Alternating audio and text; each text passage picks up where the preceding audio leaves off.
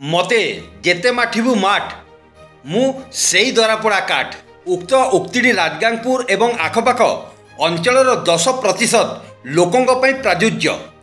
गाड़ी चालना समय हेलमेट पिंधु, सुरक्षित रुहंतु। कार्यक्रम सफल करने उद्देश्य राजगांगपुर पुलिस पक्षर विभिन्न छक जनगहलीपूर्ण स्थान मुख्य रास्तार जन सचेतना कार्यक्रम कराई लोकों सचेतन करने दुई चकिया गाड़ीर चालक हेलमेट जांच सह सरकारी नियम अनुसार चालान काटुथिबा विभिन्न स्थान में देखा देइछि।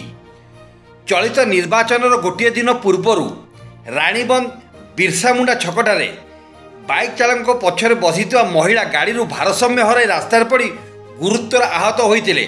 उक्त गाड़ीर चालक हेलमेट व्यवहार जोगु अल्पके बर्ती जाइतिले, मात्र पछरे बसिथिबा महिला जनक हेलमेट न पिंधिबारु रास्तार पड़ी मुंडरे गभीर आघात पाइथिले।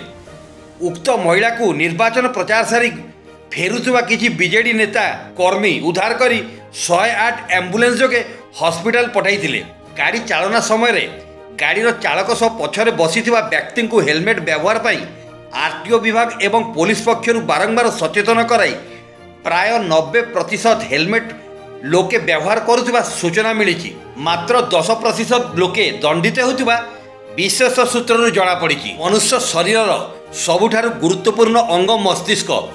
शरीर जेकोसी स्थान में आघात हेले सेतेटा जाय आसे नाही, मात्र मस्तिष्क रे आघात हेले मनुष्य अकर्मण्य विभिन्न रोग पीड़ित होगा सह मृत्यु मुखर चली जाती। तेणु समस्त दुई चकिया गाड़ी चालकों को अनुरोध निजे एवं पछरे बसिथिबा व्यक्ति को सदा सर्वदा हेलमेट व्यवहार पर क्रांति ओडिशा पक्षरु निवेदन करा जाउछि। सुंदरगढ़ जिला राजगांगपुर देवव्रत मित्र रिपोर्ट, क्रांति ओडिशा।